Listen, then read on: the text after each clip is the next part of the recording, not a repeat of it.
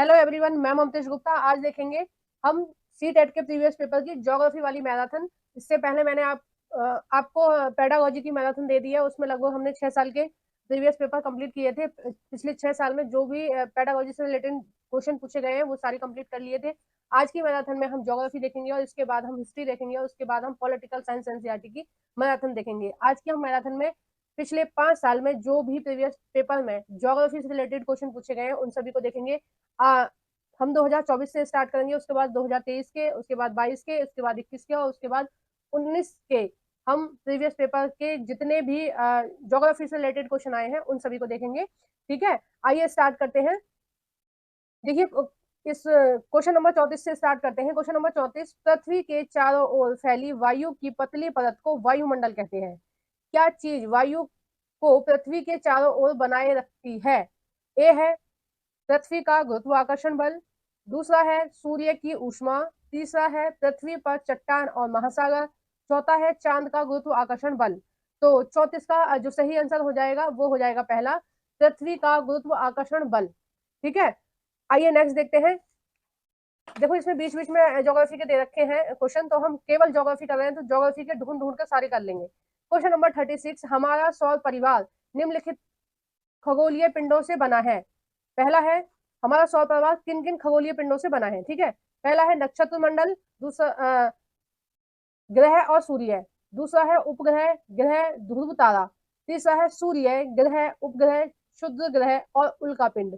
ठीक है, और तो इसका जो सही आंसर हो जाएगा वो यही वाला हो जाएगा, तीसरा ही, कि हमारा जो सौर मंडल है वो इन सारी चीजों से मिलकर बना है। देखो, सूर्य को और ग्रह को तो आप जानते हैं, उपग्रह क्या होते हैं, जो सूर्य का चक्कर लगाते हैं।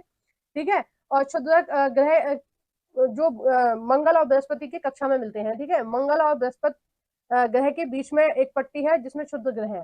ठीक है, और नेक्स्ट है इसमें उल्कापिंड। उल्कापिंड आप जानते ही हैं कि ग्रहों से जो टूट फूट के पार्ट अलग हो जाते हैं वो उनको हम उल्कापिंड बोलते हैं। आइए नेक्स्ट देखते हैं। नेक्स्ट कौन सा क्वेश्चन है?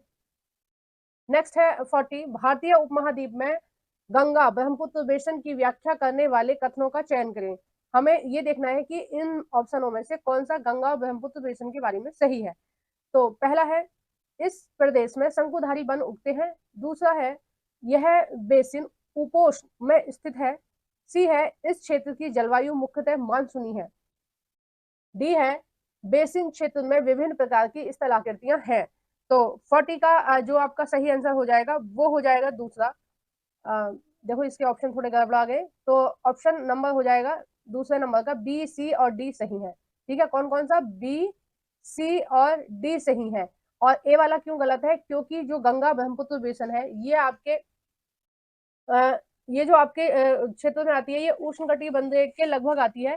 ठीक है, यानी कर्क रेखा के पास ही तो है गंगा ब्रह्मपुत्र बेसिन। तो कर्क रेखा के पास शंकुधारी वन पाए नहीं जाते। शंकुधारी वन कहाँ पाए जाते हैं? पहाड़ों पर, ठंडी में। ठीक है, शीतोष्ण कटिबंध में पाए जाते हैं शंकुधारी वन मेनली। हमारे यहाँ जो शंकुधारी वन है वो पाए जाएंगे उत्तराखंड में, हिमाचल में, जम्मू कश्मीर में, अरुणाचल प्रदेश में, है ना, असम में, इन सब में पाए जाते हैं। तो गंगा ब्रह्मपुत्र बेसिन कहाँ पाया जाता है? हमारे यहाँ मेनली असम में पाया जाता है। और अरुणाचल, असम से होती हुई ब्रह्मपुत्र आ रही है। और गंगा कहाँ है? आपकी उत्तराखंड से होती हुई कहाँ आ रही है? यूपी। मेन जो बहती है गंगा वो यूपी, बिहार, है ना, पश्चिम बंगाल, ठीक है, इनमें बहती है। तो शंकुधारी वन गंगा ब्रह्मपुत्र बेसिन में नहीं पाए जाते हैं, है ना। तो इसका जो सही आंसर हो जाएगा बी, सी और डी सही है। आइए नेक्स्ट देखते हैं। क्वेश्चन नंबर 44, निम्नलिखित में से वायुमंडल में अधिकांश कौन सी दो गैसें हैं? पहला है नाइट्रोजन और हाइड्रोजन, दूसरा है कार्बन डाइऑक्साइड और ऑक्सीजन, तीसरा है नाइट्रोजन और ऑक्सीजन, चौथा है ओजोन और हीलियम। तो देखिए, 44 का जो सही आंसर हो जाएगा वो हो जाएगा तीसरा, नाइट्रोजन और ऑक्सीजन। ठीक है, नाइट्रोजन 78% है लगभग, और ऑक्सीजन कितनी है? 21%, है ना। और ये एनसीईआरटी की बुक में दिया हुआ है, 7th क्लास की ज्योग्राफी एनसीईआरटी चैप्टर नंबर 4 में दिया हुआ है। और जितनी भी गैसें हैं उनको भी आप अच्छे से याद रखेंगे। जैसे आर्गन के बारे में भी कई बार पूछा जाता है, 0.93%, और कार्बन डाइऑक्साइड है 0.03%। ठीक है, तो इन सब के बारे में भी आपको पता होना चाहिए। हम बहुत ज्यादा एक्सप्लेन इसलिए नहीं कर रहे हैं क्योंकि एक्सप्लेन वाली वीडियो मैं पहले आपको अपलोड कर चुकी हूँ अपने ही चैनल पर। अगर आपने नहीं देखी है तो इसी वीडियो के डिस्क्रिप्शन में मैंने सी टेट के प्रीवियस पेपर की लिंक डाली हुई है, आप उस लिंक पर क्लिक करके देख सकते हैं। उसमें मैंने पूरे पूरे पेपर कराए हैं, है ना। और उसमें आप देख सकते हैं फुल एक्सप्लेन के साथ, और मैंने हर क्वेश्चन का बताया कि कौन सा क्वेश्चन आपकी कौन सी एनसीईआरटी से कौन से चैप्टर नंबर से आया है। ठीक है, सारी चीजें डिटेल में कराई हैं। अगर आप पहले से मेरी वीडियोस को देख रहे हैं तो आप जानते होंगे कि सारी चीजें बहुत डिटेल में कराई गई हैं। एनसीईआरटी भी बहुत डिटेल में कराई गई है। 6th, 7th और 8th क्लास की history, geography, political science NCERT को बहुत ज्यादा डिटेल में कराया है।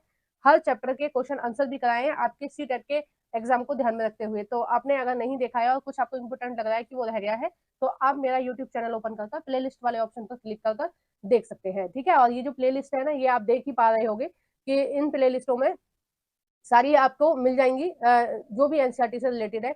और मैं कहना चाहती हूँ कि आप 7th क्लास की ज्योग्राफी जरूर देख लेना, वहां से बहुत ज्यादा क्वेश्चन पूछे जाते हैं, और 8th क्लास की हिस्ट्री से बहुत ज्यादा क्वेश्चन पूछे जाते हैं, और 6th क्लास की और 8th क्लास की पॉलिटिकल साइंस एनसीईआरटी से बहुत ज्यादा क्वेश्चन पूछे जाते हैं। तो अभी आपके पास थोड़ा समय है, तो आप इन सब एनसीईआरटी को कर लेना। ज्यादा समय ना हो तो आप कान में ईयरफोन लगा के और बस वीडियो को भी सुन लेंगे तो भी आपको थोड़ा सा पता रहेगा कि चैप्टर में इस तरह की चीजें दे रखी, तो आप रिलेट करके सही ऑप्शन को टिक कर लेंगे एग्जाम में। आइए हम शुरू करते हैं। क्वेश्चन नंबर 48, पवन सड़क पर गिरी सूखी पत्तियों को उड़ाती है। ठीक है, पवन मतलब हवा। ठीक है, पवन सड़क पर गिरी सूखी पत्तियों को उड़ाती है, पवन कैसे बहती है ना। ये भी 7th क्लास के एनसीईआरटी से आया है, चैप्टर नंबर 4 या 5 से आया है। पहला है उच्च दाब क्षेत्र में निम्न दाब क्षेत्र की ओर वायु की गति। ठीक है, दूसरा है निम्न वायु दाब क्षेत्र से उच्च वायु दाब क्षेत्र की ओर वायु की गति, है ना। देखो इन दोनों में से ही एक आंसर है, कौन सा आंसर है आप कमेंट बॉक्स में भी मुझे बता सकते हैं। अगर आपको पहले से इनके आंसर पता है तो इसका जो सही आंसर हो जाएगा वो हो जाएगा पहला, कि जो वायु की दिशा है, ठीक है, पवन की जो दिशा है, पवन कैसे बहती है, पवन बहती है हमेशा उच्च वायु दाब से निम्न वायु दाब की ओर। और उच्च वायु दाब कब बनता है, जब पवनें ठंडी होती हैं, और पवनें जब ठंडी होंगी तो वो नीचे की तरफ रहती हैं। और निम्न वायु दाब कब होता है, जब पवनें गर्म होती हैं। ठीक है, और गर्म पवन कैसी होती है, हमेशा ऊपर की तरफ उड़ती है, तो कैसा क्षेत्र बनाती है, निम्न वायु दाब क्षेत्र बनाती है। आइए नेक्स्ट देखते हैं।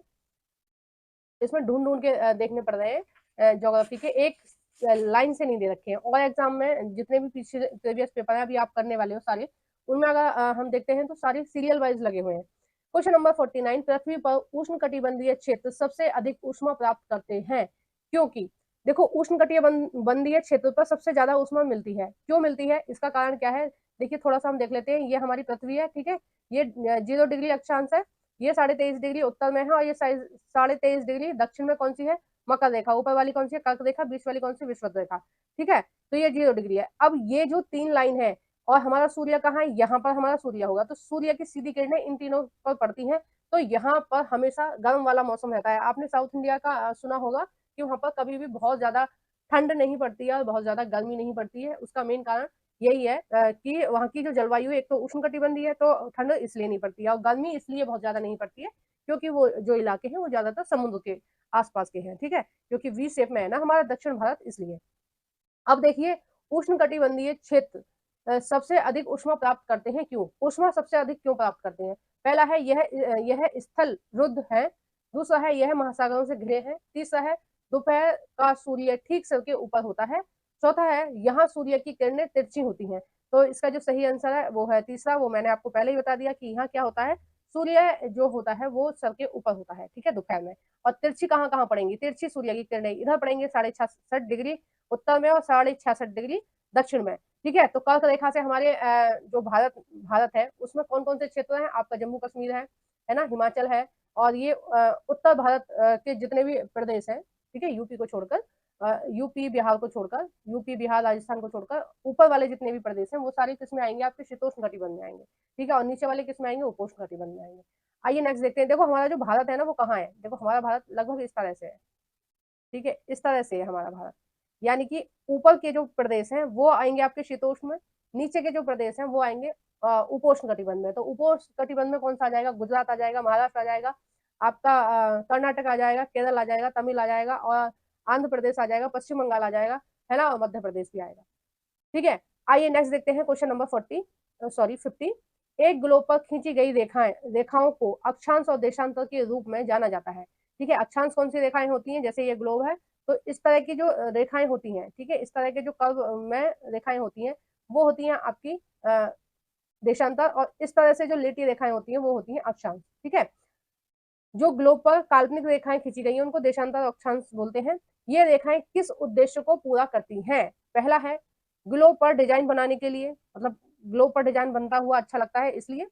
दूसरा है पृथ्वी पर स्थानों को ढूंढने के लिए। तीसरा है ग्लोब को सुंदर बनाने के लिए। चौथा है यह पृथ्वी पर हाल रेखाएं हैं हल रेखाएं हैं तथा पृथ्वी की भौतिक विशेषताओं को इंगित करती हैं।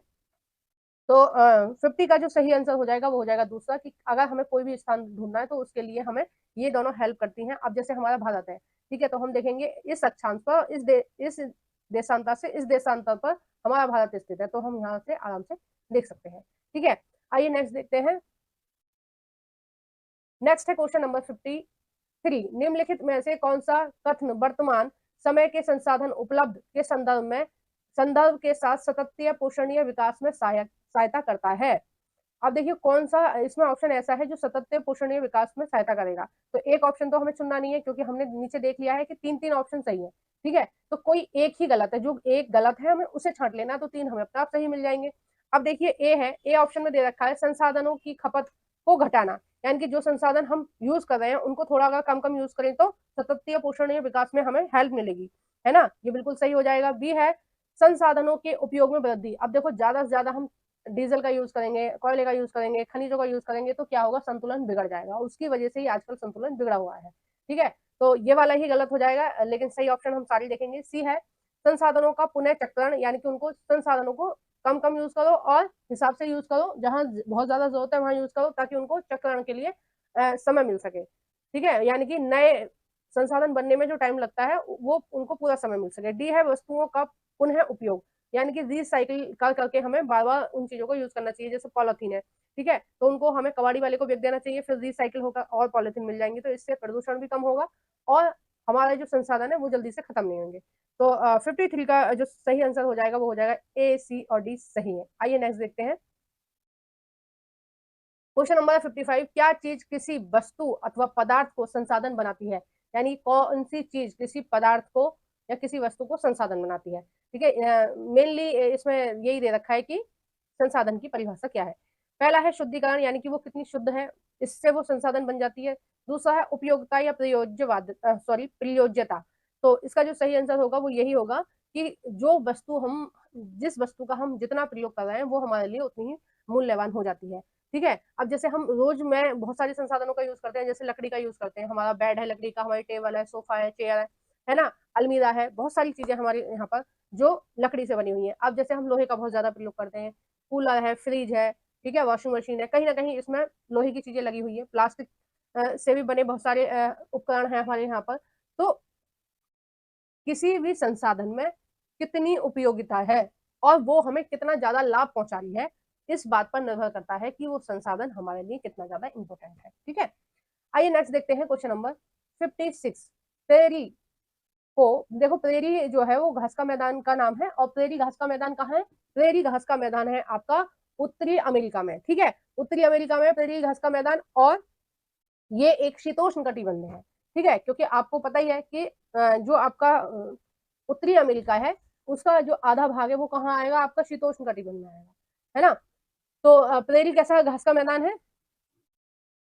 प्रेरी आपका शीतोष्ण घास का मैदान है। ठीक है, प्रेरी को विश्व का धन्यागार भी कहते हैं। धन्यागार मतलब यहाँ पर बहुत ज्यादा वो पाए जाते हैं, उगाई जाती हैं फसलें, चावल की, सॉरी, गेहूं की और मक्का की। ठीक है, तो इसलिए इसको क्या बोलते हैं, धन्यागार बोलते हैं, और मेनली यहाँ पर गेहूं उगाए जाते हैं। इस क्षेत्र में अत्यधिक गेहूं के उत्पादन में सहायक परिस्थितियों का चुनाव कीजिए, यानी कि कौन कौन सी परिस्थिति है जिनकी वजह से हम यहाँ पर गेहूं उगा सकते हैं। तो दो सही होंगे आंसर, और एक जो होगा वो गलत होगा। तो गलत वाले को हमें देखना है कि गलत कौन सा है, तो बाकी के दो सही हो जाएंगे। ए है यहाँ लोग प्रौद्योगिकी का प्रयोग नहीं करते हैं। आप ऐसा मान ही नहीं सकते कि अमेरिका में प्रौद्योगिकी का प्रयोग ना हो। ठीक है, तो पहला ही ऑप्शन गलत मिल गया हमें। ठीक है, क्योंकि यहाँ पर टेक्नोलॉजी का प्रयोग अच्छे से होता है, जबकि भारत में यूरोप के मुकाबले, अमेरिका के मुकाबले कम होता है। बी है यहाँ लोग बहुत परिश्रमी होते हैं। तो कृषि में परिश्रम थोड़ा बहुत जरूरी है। ठीक है, बिना परिश्रम के कभी भी कृषि नहीं होती है। कृषि की वैज्ञानिक विधियों का यहाँ प्रयोग किया जाता है। तो बी और सी आपके हो जाएंगे सही और ए हो जाएगा गलत। आइए नेक्स्ट देखते हैं क्वेश्चन नंबर है 57। हमारी पृथ्वी का वास्तविक निरूपक प्रतिरूप है। पहला है मानचित्र, दूसरा है उपग्रह से प्राप्त चिन्ह, तीसरा है रग्बी गेंद और चौथा है ग्लोब। तो 57 का जो सही आंसर होगा ग्लोब, क्योंकि ग्लोब क्या है, मॉडल ऑफ अर्थ है।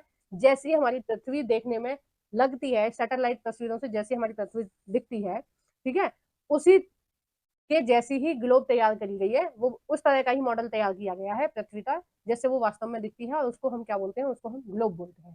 ठीक है, अब इसी के साथ इस वाले पेपर के तो आपके क्वेश्चन हो गए हैं समाप्त। अब हम देखेंगे नेक्स्ट 2022 के क्वेश्चन, सॉरी 2023 के, 24 के बाद हम 2023 के क्वेश्चन आंसर देखेंगे। ठीक है, 1 फरवरी 2023 को कौन कौन से भूगोल से रिलेटेड क्वेश्चन पूछे गए हैं उन सबको हम देखेंगे इस वीडियो में। तो आइए देखते हैं, फरवरी 2023 में किस तरह के क्वेश्चन ज्योग्राफी से पूछे गए थे। क्वेश्चन नंबर है 45, निम्नलिखित में से कौन सुमेलित नहीं है, यानी कि ये ग्रह के नाम दे रखे हैं और ये उपग्रह के नाम है, चंद्रमा की संख्या या ग्रह की उपग्रह की संख्या बात एक ही है। ठीक है, तो मंगल के पास कितने हैं, 2 हैं, बिल्कुल सही है। और बृहस्पति के पास कितने हैं, 53 है, बिल्कुल सही है। यूरेनस के पास कितने हैं, यूरेनस के पास 52 है, यही वाला ऑप्शन गलत है, यूरेनस के पास 52 नहीं है, 59 है। ठीक है, इसके पास कितने हैं, 59। और नेपच्यून के पास कितने हैं, 13 है। तो ये वाला ऑप्शन जो तीसरा है वो सही हो जाएगा। देखो 6 क्लास की एनसीईआरटी से चैप्टर नंबर 2 से पूछा गया है, सॉरी चैप्टर नंबर 1 से पूछा गया है। तो ये सारी जो चीजें हैं ये आपको पता होनी चाहिए अगर आपने एनसीईआरटी पढ़ी है तो। क्वेश्चन नंबर 46, निम्नलिखित कथनों ए तथा आर को पढ़े तथा उपयुक्त विकल्प का चयन कीजिए। अभिकथन है ए, उत्तर ध्रुव व्रत और उत्तरी ध्रुव व्रत के बीच के क्षेत्र में बहुत ठंडी होती है। कारण है सूर्य की किरणें हमेशा तिरछी होती हैं और कम ऊष्मा देती हैं।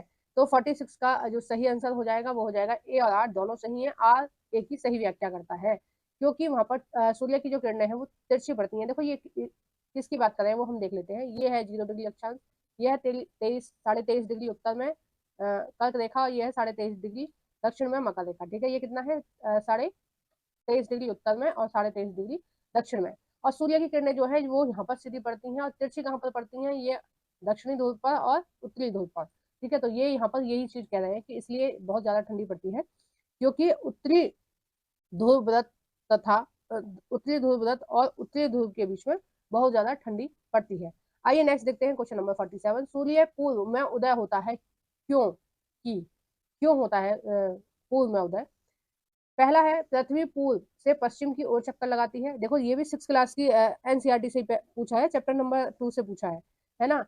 दूसरा है पृथ्वी पश्चिम से पूर्व की ओर चक्कर लगाती है। तो इसका जो सही आंसर है वो यही है कि पृथ्वी पश्चिम से पूर्व की ओर चक्कर लगाती है। और पृथ्वी अपनी अक्ष पर कितनी झुकी हुई है ये आप मुझे कमेंट बॉक्स में बताएंगे, मैं भी तो देखूं कि आपको कितना पहले से लर्न है। आप रिवीजन करने ऐसे ही बैठ गए हो या आपको थोड़ी बहुत नॉलेज भी है ज्योग्राफी के बारे में। तो प्लीज आप लोग कमेंट बॉक्स में मुझे बताएंगे कि पृथ्वी अपने अक्ष पर कितने डिग्री झुकी हुई है। नेक्स्ट है देखो ये आपका क्वेश्चन टाइप का है, तो इसको कराने में काफी टाइम लगेगा, इसको हम छोड़ते हैं, दूसरा देखते हैं हम। क्वेश्चन नंबर 49, दक्कन पठार अपने पश्चिमी भाग पर कौन सी भौतिक विशेषता से जुड़ा है। दक्कन का पठार या दक्षिण का पठार, ठीक है, या प्रायद्वीपीय पठार, एक ही बात है। ठीक है, या प्रायद्वीपीय भारत किससे बना हुआ है, दक्कन के पठार से बना हुआ है। और दक्कन का पठार का मतलब है कि वहां पहले कभी ज्वालामुखी उद्गार हुए होंगे दक्षिण भारत में, तो उसकी वजह से पूरा दक्षिण भारत बना हुआ है। अब देखो किसकी इसकी भौतिक विशेषता से जुड़ी हुई कौन सी बात जो है वो सही है। पहला है सतपुड़ा श्रेणी, तो सतपुड़ा श्रेणी है। दूसरा है विंध्या की श्रेणियां, ठीक है। और तीसरा है सह्याद्री, चौथा है नीलगिरी। ठीक है, तो नीलगिरी कहाँ है, दक्कन के पठार के दक्षिण में है। ठीक है, सतपुड़ा कहाँ है, सतपुड़ा और विंध्या की जो श्रेणी है वो दक्षिण के पठार के उत्तर में है, क्योंकि ये मध्य प्रदेश में पड़ती है। और सह्याद्री जो है वो दक्षिण पठार के पश्चिमी भाग की विशेषता है। ठीक है, पश्चिमी भाग को देखो, हमारा जो प्रायद्वीपीय भारत है वो कुछ कुछ इस तरह का है ना। ठीक है, तो इसको क्या बोलते हैं, सह्याद्री बोलते हैं या पश्चिमी भाग बोलेंगे। ठीक है, पश्चिमी तट बोलेंगे, या फिर इसको सह्याद्री बोलते हैं और इसको क्या बोलते हैं, पूर्वी तट बोलते हैं। ठीक है, तो इसका जो सही आंसर हो गया वो हो गया तीसरा, सह्याद्री। आइए नेक्स्ट देखते हैं क्वेश्चन नंबर 50, उचित विकल्पों के साथ निम्नलिखित का मिलान कीजिए। कॉलम पहले में ये दे रखे हैं, चट्टानों के नाम दे रखे हैं। ठीक है, और सॉरी इधर चट्टानों के नाम दे रखे हैं और इधर वो दे रखे हैं कि कौन सी चट्टान में क्या मिलता है। ठीक है, ए है संगमरमर। संगमरमर कौन सी चट्टानों का उदाहरण है? तो संगमरमर है आपका कार्यांतिक चट्टानों का उदाहरण, क्योंकि संगमरमर सबसे पहले ये चूना पत्थर के रूप में होता है और हजारों साल के बाद ये चूना पत्थर जो है वो संगमरमर में कन्वर्ट हो जाता है। बी है बलुआ पत्थर। तो बलुआ पत्थर जो है वो किसका उदाहरण है? ये अपसादी सेलों का उदाहरण है। ठीक है, कोयला किसका उदाहरण है? कोयला है आपका जीवाश्म ईंधन का उदाहरण, ये सबको ही पता है। और ग्रेनाइट कौन सा उदाहरण है? ग्रेनाइट आपका अग्निय सेलों का उदाहरण है। ठीक है, और अग्नि शैलों में कौन सी? अग्नि शैल दो प्रकार की होती है ना, अंतर्वेदीय और बाह्यवेदीय। तो ये अंतर्वेदीय का उदाहरण है ग्रेनाइट, है ना। और देखो 7th क्लास की एनसीईआरटी चैप्टर नंबर 2 से बहुत ज्यादा विस्तार से चीजें दे रखी हैं, आपने पढ़ी होंगी, और नहीं पढ़ी है तो प्लीज आप पढ़ लीजिए। 7th क्लास की ज्योग्राफी तो आप पढ़ ही लीजिए कम से कम। तो 50 का जो सही आंसर हो जाएगा वो हो जाएगा पहला। आइए नेक्स्ट देखते हैं क्वेश्चन नंबर, आइए देखते हैं क्वेश्चन नंबर 51। निम्नलिखित युग्मों पर विचार कीजिए। ठीक है, और नीचे दिया हुआ है सही विकल्प का चुनाव कीजिए। तो यहाँ पर ये युग्म दे रखे हैं, आपको देखना है कि कौन सा विकल्प इनमें सही है। ठीक है, 4 विकल्प दे रखे हैं। पहला है तटबंध। तो तटबंध क्या पवन से रिलेट कर रहा है? नहीं, तटबंध किससे रिलेट करेगा? आपका नदी से, सॉरी समुद्र से रिलेट करेगा। ठीक है, पानी से रिलेट करेगा, तो ये जो है गलत हो जाएगा। बी है स्टिक। स्टिक समुद्र तरंगों से मैच करता है, ये बिल्कुल सही है, क्योंकि जो स्टिक है वो जो समुद्र में गुफाएं होती हैं और वो बाद में किसके रूप में रह जाती हैं? स्टिक के रूप में रह जाती हैं। ठीक है, सी है छत्रक सेल। तो छत्रक सेल नदियों की वजह से बनते हैं? नहीं, छत्रक सेल किसकी वजह से बनते हैं? पवनों की वजह से बनते हैं। ठीक है, तो बी वाला तो सही है। डी है हिममोड़। हिममोड़ किसकी वजह से बनते हैं? हिमनद की वजह से, बिल्कुल सही है। हिमनद आगे जाके हिम मोड़ बनती है। ठीक है, तो इसका जो सही आंसर हो जाएगा ये हो जाएगा बी और डी सही है। तो बी और डी जो है वो तीसरे ऑप्शन में सही है। आइए नेक्स्ट देखते हैं क्वेश्चन नंबर 52।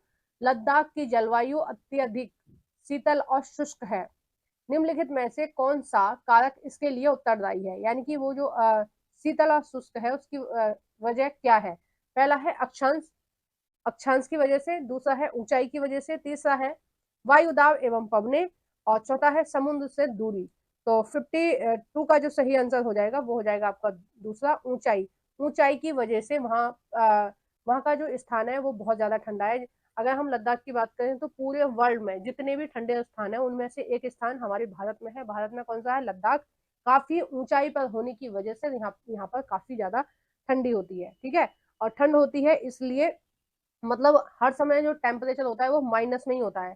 तो पवनें ठंडी होती हैं और बर्फ के, अगर उनमें थोड़ी बहुत नमी होती भी है तो वो बर्फ के रूप में वापस नीचे आ जाती हैं। ठीक है, तो वहाँ की जो जलवायु है, वहाँ की जलवायु में नमी नहीं है। उसका मेन कारण यही है क्योंकि वहाँ की जलवायु बहुत ज्यादा ठंडी है ना, इसलिए लद्दाख को ठंडा रेगिस्तान भी कहते हैं। आइए नेक्स्ट देखते हैं क्वेश्चन नंबर 53। निम्नलिखित कथन ए और आर को पढ़ें तथा सही विकल्प का चुनाव करें। ठीक है, अभी कथन है ए, कम तापमान वाले क्षेत्रों में वायु ठंडी होती है। कम तापमान वाले क्षेत्रों में वायु ठंडी होती है। कारण है आर, ठंडे क्षेत्रों में वायु भारी होती है। तो 53 का जो सही आंसर हो जाएगा वो हो जाएगा पहला, कि ये दोनों ही सही है और आर जो है वो एक ही सही व्याख्या कर रहा है। जबकि गर्म तापमान वाले क्षेत्रों में वायु कैसी होती है? गर्म होती है ना। और गर्म वायु कैसी होती है? हल्की होती है और वो ऊपर की तरफ उठती है ना। और गर्म वायु जो है वो कौन सा वायु दाब क्षेत्र बनाती है? निम्न वायु दाब। जबकि ठंडी वायु कैसा वायु दाब क्षेत्र बनाती है? उच्च वायु दाब। ठीक है, ये बातें आपको पता होनी चाहिए। पवन की गति क्या होती है? कई बार एग्जाम में पूछा गया है। पवन की गति होती है उच्च वायु दाब से निम्न वायु दाब की तरफ। ठीक है, ठंडी हवाएं गर्म हवाओं में मिलना चाहती हैं। नेक्स्ट है क्वेश्चन नंबर 54। निम्नलिखित में से कौन सा जनसंपर्क माध्यम का उदाहरण नहीं है? जनसंपर्क माध्यम का उदाहरण नहीं है। देखो ये पॉलिटिकल साइंस एनसीईआरटी का है, लेकिन अब क्वेश्चन पढ़ लिया है तो हम इसको देख ही लेते हैं। पहला है समाचार पत्र, तो ये सोशल मीडिया का उदाहरण है। रेडियो भी सोशल मीडिया का उदाहरण है। सेलुलर फोन ये सोशल मीडिया का उदाहरण नहीं है। आप जिससे चाहें केवल उसी से बात करेंगे, ऐसा नहीं है एक बार में हम आप 50-100 लोगों से या हजारों लोगों से बात कर सकें। ठीक है, तो इसका जो सही आंसर हो जाएगा तीसरा हो जाएगा। जबकि टेलीविजन भी एक तरह का सोशल मीडिया है ना। आइए नेक्स्ट देखते हैं क्वेश्चन नंबर 55। महासागरीय प्रकार की वनस्पति कहाँ नहीं पाई जाती? ठीक है, कहाँ नहीं पाई जाती हैं वो हमें बताना है। पहला है यूरोप, अफ्रीका, एशिया के भूमध्य सागरीय सागर के समीप वाले क्षेत्रों में या प्रदेश में, है ना। तो इसमें तो ये पाई जाती है, ये बिल्कुल सही है। दूसरा है संयुक्त राज्य अमेरिका के कैलिफोर्निया में, यहाँ भी पाई जाती है भूमध्य सागर प्रकार की वनस्पतियां। और तीसरा है दक्षिण पश्चिमी एशिया में, तो यहाँ भी पाई जाती हैं। और कहाँ नहीं पाई जाती हैं, ये नहीं पाई जाती हैं दक्षिणी पूर्वी अफ्रीका में। कहाँ नहीं पाई जाती हैं, दक्षिणी पूर्वी अफ्रीका में नहीं पाई जाती हैं। भूमध्य सागरीय प्रकार की जो वनस्पति है, इनसे रिलेटेड क्वेश्चन काफी बार पूछा गया है, तो आप इनको ध्यान में रखना। थोड़ा टफ क्वेश्चन है, लेकिन आपको ध्यान रखना पड़ेगा कि कहाँ पर भूमध्य सागरीय प्रकार की वनस्पतियां पाई जाती हैं। मेनली जो भूमध्य सागर है उसके आसपास, देखो इसमें जिक्र भी दिया हुआ है, जो भूमध्य सागर है उसके आसपास जितने भी प्रदेश हैं या फिर देश हैं, उन सब में भूमध्य सागरीय प्रकार की वनस्पतियां पाई जाती हैं। ठीक है, आइए नेक्स्ट देखते हैं क्वेश्चन नंबर 56। निम्नलिखित संसाधनों पर विचार कीजिए। पहला है ए, देखो हमें इनमें क्या देखना है, उपयुक्त में से कौन सा या से प्राकृतिक संसाधन नवीकरणीय संसाधन के उदाहरण है। एक बारी आपको नीचे भी नजर मार लेनी चाहिए कि पूछा क्या है। अब ऊपर तो ऐसा कुछ पूछा नहीं है, ठीक है, आप इन ऑप्शनों को पढ़ने में टाइम वेस्ट करेंगे, उससे पहले आप ये देख लें कि आपको छाटना क्या है। आपको छाटना है नवीकरणीय संसाधन। ठीक है, कौन कौन से नवीकरणीय संसाधन है। ए है अभ्रक, तो अभ्रक क्या है, एक तरह का खनिज है, और खनिज कभी भी नवीकरणीय संसाधन नहीं होते हैं। वो कौन से संसाधन होते हैं, वो होते हैं अनवीकरणीय संसाधन। ठीक है, अब आ जाओ बी। बी कैसे है, ये नवीकरणीय संसाधन है। अगर मनुष्य इनके साथ छेड़छाड़ ना करे तो इनकी नेचुरल प्रक्रिया होती है, ये अपने आप उगते रहते हैं। ठीक है, और नेक्स्ट है आपका सी प्राकृतिक गैस, तो ये अनवीकरणीय है, एक बार आप यूज कर लोगे तो ये दोबारा इनको बनने में काफी टाइम लगता है। ठीक है, डी है मृदा, तो मृदा भी कैसी है, ये भी एक प्रकार का नवीकरणीय संसाधन है। और जल भी। ठीक है, देखिए जो चीज हमारी जीवन के लिए बहुत ज्यादा आवश्यक है वो सारी नवीकरणीय है, जैसे हवा है, ठीक है, जैसे सौर ऊर्जा है यानी धूप है, और जैसे पानी है। पानी भी एक प्रकार का नवीकरणीय संसाधन है। आपको कंफ्यूज होगा कि पानी अनवीकरणीय तो नहीं, पानी नवीकरणीय संसाधन है। आप जितना मर्जी यूज करो वो आपको वैसे ही मिलेगा। पृथ्वी पर इतना पानी हमेशा से था, इतना ही हमेशा रहेगा। ठीक है, ऐसे हो सकता है कि कभी ग्लेशियर ज्यादा जम जाए तो बर्फ ज्यादा हो जाए पृथ्वी पर, और कभी ग्लेशियर पिघल जाए तो समुद्रों का जो वाटर लेवल है वो बढ़ जाए। अब समुद्रों का वाटर लेवल इसलिए बढ़ रहा है क्योंकि ग्लोबल वार्मिंग हो रही है, तो ग्लेशियर पिघल रहे हैं। अब पानी पिघल कर कहाँ जाएगा, समुद्र में ही भरेगा। ठीक है, तो इसका जो सही आंसर हो जाएगा बी, डी और ई सही है। बी, डी और ई सही है। आइए नेक्स्ट देखते हैं। नेक्स्ट है क्वेश्चन नंबर 57। मृदा के विचरण विचरण गठन में निम्न गठन में कौन से कारक मुख्य भूमिका निभाते हैं। ठीक है, यानी कि जब कोई भी मृदा बन रही है, जब मिट्टी बन रही है, तो उसके लिए कौन कौन से तत्वों की आवश्यकता होती है। ठीक है, तो पहला है आपका, पहला हो जाएगा मूल चट्टान। ठीक है, तो बिल्कुल सही है, मूल चट्टान की जरूरत होती है। बी है स्थल आकृति, है ना। सी है जलवायु संबंधी कारक, और डी है समय। तो इसका जो सही आंसर हो जाएगा वो हो जाएगा ए और डी सही है। ठीक है, जलवायु संबंधी कारक से इतना ज्यादा इफेक्ट नहीं पड़ता, लेकिन समय की बहुत ज्यादा भूमिका होती है इसमें मिट्टी को बनने में। ठीक है, तो इसका जो सही आंसर हो जाएगा ए और सी दोनों सही है। ये 8th क्लास की ज्योग्राफी एनसीईआरटी चैप्टर नंबर 2 से क्वेश्चन पूछा गया है। तो देखिए यहाँ पर आपके 2023 से रिलेटेड, 2023 में जितने भी ज्योग्राफी से रिलेटेड क्वेश्चन पूछे गए थे वो सभी कंप्लीट हो चुके हैं। अब हम देखेंगे 2022 में किस तरह के क्वेश्चन आपसे ज्योग्राफी से रिलेटेड पूछे गए थे। ठीक है, तो ये 2022 वाला क्वेश्चन पेपर ओपन हो गया है। तो अब हम निकाल लेते हैं कि कौन से क्वेश्चन है जो आपके ज्योग्राफी से स्टार्ट हो रहे हैं। आइए देखते हैं क्वेश्चन नंबर 45 से। क्वेश्चन नंबर 45, असंख्य छोटे पिंड जो सूर्य का चक्कर लगाते हैं तथा मंगल व बृहस्पति ग्रह की कक्षा के बीच पाए जाते हैं वह कहलाते हैं। देखो अभी मैंने थोड़ी देर पहले ही आपको बताया था उनको क्या बोलते हैं। ए है, पहला है उपग्रह, दूसरा है उल्का पिंड, तीसरा है धूमकेतु, और चौथा है क्षुद्र ग्रह। तो इसका जो सही आंसर हो जाएगा वो हो जाएगा चौथा, क्षुद्र ग्रह। ठीक है, ये सारी मैंने आपको बता दी है। क्वेश्चन नंबर है 46, कौन से देशांतर को भारत के लिए मानक यामयोत्तर माना जाता है। यामयोत्तर का मतलब है स्टैंडर्ड मानक समय रेखा, भी इसको बोलते हैं। और इसका मतलब है कि हमारा भारत की जो घड़ी सेट है, देखो सबकी सभी देशों की घड़ी अपने अपने देशांतरों के हिसाब से सेट होती है, तो हमारे पूरे भारत की जो घड़ी सेट है वो है 82.5 डिग्री पूर्व से। ठीक है, कौन सी है? 82.5 डिग्री पूर्व से।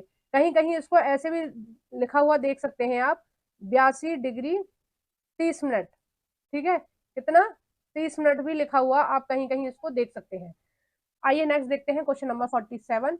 निम्नलिखित कथनों में से कौन सा कथन ऋतुओं में परिवर्तन के व्याख्यान के लिए सही है? ए है, ऋतुओं में परिवर्तन पृथ्वी के चारों ओर सूर्य की स्थिति में परिवर्तन के कारण होता है, यानी कि जो सूर्य का चक्कर पृथ्वी लगा रही है उसकी वजह से होता है।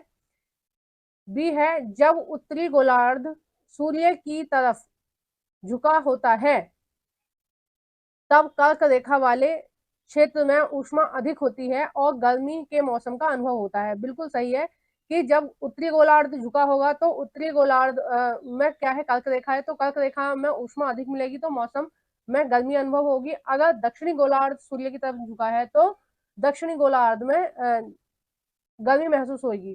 ठीक है, और दक्षिणी गोलार्ध में गर्मी कम महसूस होती है दिसंबर में। जो दिसंबर में क्रिसमस का त्योहार बनाया जाता है, हमारे यहाँ जैसे दिसंबर में ठंड होती है, लेकिन दक्षिण में, ठीक है, ऑस्ट्रेलिया में अगर हम बात करें, मेन ऑस्ट्रेलिया का वो त्योहार है, तो ऑस्ट्रेलिया में उस समय क्या पड़ रही होती है? उस समय गर्मी पड़ रही होती है। तो इसका जो सही आंसर हो जाएगा 46 का, वो हो जाएगा आपका,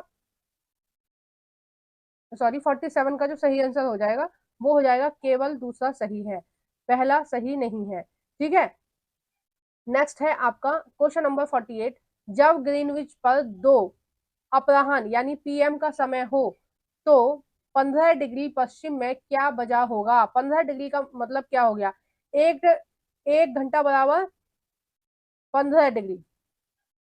ठीक है, यहाँ पर कितने दे रखे हैं? 45 डिग्री दे रखे हैं। ठीक है, तो सीधे सीधे 45 डिग्री कितने घंटे का समय हो गया? 3 घंटा। ठीक है, क्योंकि 15 डिग्री बराबर 1 घंटा, 1 मिनट, 15 डिग्री बराबर 1 घंटा, तो 15 या 45, 45 डिग्री बराबर 3 घंटा। ठीक है, अब क्योंकि हम पश्चिम का समय देख रहे हैं तो इस समय से में से 3 घंटे माइनस करेंगे। अगर उत्तर का समय दे रखा होता तो हम 3 घंटे प्लस करते। ठीक है, 3 घंटे माइनस करेंगे तो 11 बजे AM आ जाएगा। ठीक है, 11 पूर्वाह्न आ जाएगा, AM आ जाएगा। तो आपको समझ आ गया ना? अब देखो डिटेल में बताने के लिए टाइम ज्यादा चाहिए और वो हम नहीं खर्च करेंगे क्योंकि हम मैराथन कर रहे हैं। नेक्स्ट देखते हैं क्वेश्चन नंबर 49। वनस्पतियों हेतु दिए गए कथन ए, बी और सी पर विचार कीजिए तथा सही विकल्प का चुनाव कीजिए। ए है, घास स्थल मध्यम वर्षा वाले क्षेत्रों में विकसित होते हैं। घास स्थल कहाँ? जहां मध्यम बारिश होती है, ना बहुत ज्यादा ना बहुत कम, जबकि झाड़ियां केवल शुष्क क्षेत्रों में पैदा होती हैं। अपने यहाँ अपने भारत में झाड़ियां कहाँ पाई जाती हैं? हमारे भारत में झाड़ियां पाई जाती हैं राजस्थान में। ठीक है, राजस्थान का कैसा प्रदेश है? शुष्क प्रदेश है। बी है, वनस्पति की वृद्धि तापमान सॉरी वनस्पति की वृद्धि तापमान व नमी पर निर्भर करती है। तो सी है, प्राकृतिक वनस्पति में परिवर्तन मुख्यतः जलवायु में परिवर्तन कारण हो सकता है। तो देखिए इसका जो सही आंसर होगा 49 का जो सही आंसर हो जाएगा वो हो जाएगा ए, बी और सी तीनों सही है। अब देखो ऑप्शन में सी टाइप करने से रह गया है, ए, बी और देखो बी भी इसमें ऐड कर लीजिए आप। ठीक है, ये तीनों ही ऑप्शन जो है वो सही हो जाएंगे। ठीक है, ये तीनों ही ऑप्शन सही है, जबकि इसमें ऑप्शन में दे नहीं रखा है सी। ठीक है, तो इसका जो सही आंसर हो जाएगा वो हो जाएगा ऑप्शन नंबर 4। क्वेश्चन नंबर है 51। ध्रुव बर्फ से क्यों ढके हुए हैं? पहला है, मतलब क्या कारण है जो हमारे दक्षिणी ध्रुव और उत्तरी ध्रुव है वो बर्फ से ढके हुए हैं? ठीक है, आतपन की मात्रा भूमध्य रेखा से ध्रुवों की ओर बढ़ती है। ठीक है, दूसरा है आतपन की मात्रा। आतपन क्या है? जो सूर्य का प्रकाश है उसको आतपन बोलते हैं। ठीक है, आतपन या ऊष्मा या सूर्य की गर्माहट या सूर्य की धूप, ऐसे भी हम बोल सकते हैं इसको। तो दूसरा है आतपन की मात्रा भूमध्य रेखा से ध्रुवों की ओर घटती है। तो इसका जो सही आंसर है वो यही है। मैंने अभी थोड़ी देर पहले ही आपको बताया है कि पृथ्वी पर सूर्य की जो किरणें हैं वो भूमध्य रेखा से 23 डिग्री उत्तर में और 23 डिग्री दक्षिण में सीधी पड़ती हैं, और 66 डिग्री या 90 डिग्री की हम बात करें तो वहां पर तिरछी पड़ती हैं। ठीक है, इस वजह से ध्रुवों पर जो धूप है वो पहुंच ही नहीं पाती है, इसलिए हमारी जो ध्रुव है दोनों वो बर्फ से ढके हुए हैं। क्वेश्चन नंबर है 52। निम्नलिखित में से कौन सी वायुमंडल की परतों का सही क्रम है जिनसे धरती पर उतरने से पहले रॉकेट गुजरेगा? तो धरती पर उतरने से पहले रॉकेट जो है सबसे पहले कौन सी वायुमंडल से गुजरेगा? सबसे पहले गुजरेगा बाह्य मंडल से। ठीक है, उसके बाद में बाह्य मंडल से, उसके बाद में मध्य मंडल से, उसके बाद में समताप मंडल से, और उसके बाद में क्षोभ मंडल से। अगर क्वेश्चन ऐसे पूछा जाता है कि अगर रॉकेट पृथ्वी से चंद्रमा की तरफ जा रहा है या फिर पृथ्वी से अन्य ग्रह पर जा रहा है या अंतरिक्ष में जा रहा है, तो रॉकेट किन किन परतों को भेदता हुआ जाएगा या पार करता हुआ जाएगा? तो इसका जो क्रम होता है वो उल्टा होता, फिर होता क्षोभ मंडल। ठीक है, पृथ्वी से जाएगा तो सबसे पहले क्षोभ मंडल पड़ेगी, फिर समताप मंडल, फिर मध्य मंडल, फिर वाह्य मंडल, और फिर वह्य मंडल। ठीक है, इस तरह से पड़ेगी। आइए नेक्स्ट देखते हैं क्वेश्चन नंबर 53। पवनों के बारे में निम्न कथनों पर विचार कीजिए तथा सही विकल्प का चुनाव कीजिए। देखो ये वाला जो क्वेश्चन है ये तीसरी बार रिपीट हो रहा है ना, मैं इसलिए कह रही हूँ जितने भी एग्जाम सीटेट के एग्जाम में क्वेश्चन पूछे जाते हैं वो ज्यादातर रिपीट होते हैं, तो आपको प्रीवियस पेपर करना बिल्कुल मस्ट हो जाता है, जरूरी हो जाता है। अगर नहीं करेंगे तो आपका ही इसमें लॉस होगा। ठीक है, तो पवनों की दिशा कौन सी होती है, किस दिशा से किस दिशा की ओर पवनें बहती हैं? पहला है वायु निम्न दाब वाले क्षेत्र से उच्च वायु दाब वाले क्षेत्र की ओर गति करती है। ठीक है, बी है पृथ्वी का अपने अक्ष पर घूमना पवनों की दिशा को प्रभावित करता है। बिल्कुल सही है कि पवने की जो दिशा है वो किस कौन निर्धारित करता है? पृथ्वी जो घूम रही है उसकी वजह से पवनों की दिशा निर्धारित हो रही है। सी है पृथ्वी के धरातल के पास पवनों की गति घर्षण बल से प्रभावित होती है। तो इसका जो सही आंसर हो जाएगा वो हो जाएगा बी और सी, दोनों सही हैं। ए क्यों गलत है? क्योंकि पवनें कैसे बहती हैं? उच्च वायुदाब से निम्न वायुदाब की ओर। उच्च वायुदाब यानी ठंडी पवनें कहाँ बहती हैं? गर्म पवनों की तरफ। निम्न वायुदाब यानी गर्म पवनें। ठीक है, आइए नेक्स्ट देखते हैं क्वेश्चन नंबर 54। निम्नलिखित कथन ए बी तथा सी पर विचार कीजिए तथा सही विकल्प का चुनाव कीजिए। ए है नदी घाटी के निकट मानव बस्तियां पनपने लगी और सभ्यता का विकास हुआ। ठीक है, ये वाला जो कथन है ये बिल्कुल सही है कि जो सबसे पुरानी सभ्यता अगर हम देखें तो वो सारी नदी घाटी के आसपास की ही सभ्यताएं हैं। चाहे हम गंगा नदी की बात करें, चाहे नर्मदा नदी, चाहे यमुना नदी, कोई सी भी नदी है, ज्यादातर जो सभ्यताएं मिली हैं वो ज्यादातर नदियों के पास मिली है। ठीक है, सिंधु घाटी की जो सभ्यता सिंधु के नाम से उस सभ्यता को हम जानते हैं, वो सिंधु नदी के पास में थी। ठीक है, सिंधु नदी के किनारों पर बसी हुई थी। बी है आदर्श बसावत स्थान के चुनाव में प्राकृतिक दिशाओं पर ध्यान नहीं दिया जाता। बिल्कुल गलत है। जहां की भौगोलिक जलवायु अच्छी होगी, ठीक है, वहां पर लोग ज्यादा रहना पसंद करेंगे। जैसे उत्तर भारत में अगर हम बात करें तो यूपी बिहार में ज्यादा लोग रहते हैं। उसका मेन कारण ये है कि वहाँ की जलवायु दिशा जो है वो बहुत अच्छी है। ठीक है, अब पहाड़ों पर लोग कम रहते हैं क्योंकि वहाँ की जलवायु अच्छी नहीं है ना, क्योंकि बहुत ज्यादा ठंड पड़ती है तो उस ठंड को झेलना भी बहुत मुश्किल होता है। ऑप्शन नंबर है सी, शहरों में प्रकीर्ण बस्तियां पाई जाती हैं। प्रकीर्ण यानी दूर दूर मकान जो होते हैं वो दूर दूर होते हैं शहरों में, जबकि शहरों में प्रकीर्ण नहीं, कौन सी, संकीर्ण बस्तियां पाई जाती है। प्रकीर्ण प्रकार की बस्तियां कहाँ पाई जाती हैं? गांव में पाई जाती हैं। तो 54 का जो सही आंसर हो जाएगा वो हो जाएगा केवल ए सही है, बाकी बी और सी जो है वो गलत है। नेक्स्ट देखते हैं क्वेश्चन नंबर 55। निम्नलिखित में से कौन से खनिजों के उदाहरण हैं? सही विकल्प का चुनाव कीजिए। ए है ग्रेफाइट, खनिजों के उदाहरण देखते हैं हम। ठीक है, पहला है ग्रेफाइट, दूसरा है नमक, सी है चूना पत्थर, और डी है अभ्रक। तो 55 का जो सही आंसर हो जाएगा वो आप सभी जानते हैं, चौथा हो जाएगा, ये सभी सही है।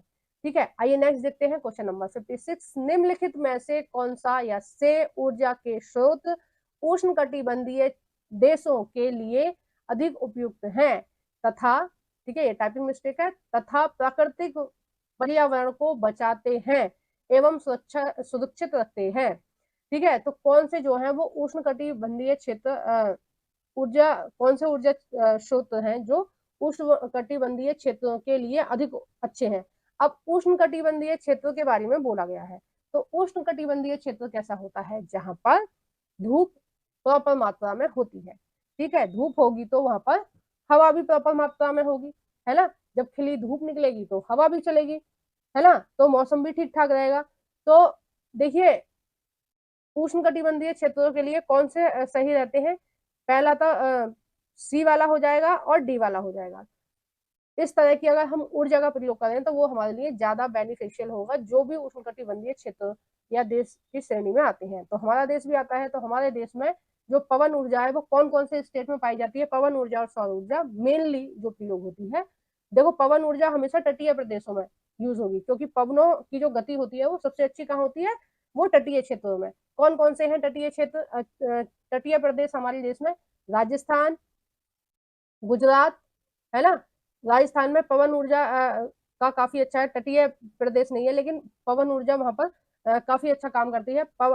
गुजरात और आपका महाराष्ट्र, महाराष्ट्र के बाद में आपका कर्नाटक, केरल, तमिलनाडु और आंध्र प्रदेश, आपका पश्चिम बंगाल, आपका उड़ीसा। ठीक है, ये सब। तो इसका जो सही आंसर हो जाएगा वो हो जाएगा बी और डी, दोनों सही है। आइए नेक्स्ट देखते हैं। देखो, सोलर पैनल का बहुत ज्यादा अब इस समय चलन चल रहा है हमारे देश में, और वो सही भी है। कम कॉस्ट पर और ठीक ठाक बिजली मिल जाती है, और कम से कम उससे हमारी जो संसाधन है वो तो खराब नहीं हो रहे हैं। ठीक है, सोलर पैनल से जो बिजली है वो बिना प्रदूषण के हमें मिल रही है। क्वेश्चन नंबर है 57। रोपण कृषि के बारे में निम्नलिखित कथन ए और बी पर विचार कीजिए तथा सही विकल्प का चुनाव कीजिए। रोपण कृषि कौन सी होती है?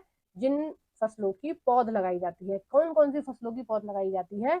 जैसे चावल है, जैसे आपके चावल है, और आपके चाय है, और बहुत सारी हैं, गन्ना है ना, और बहुत सारी फसलें हैं। एक आध के नाम आप भी बताइए कमेंट बॉक्स में। तो इसके संबंध में कौन सा कथन सही है? ए है, रोपण कृषि मिश्रित कृषि का एक प्रकार है।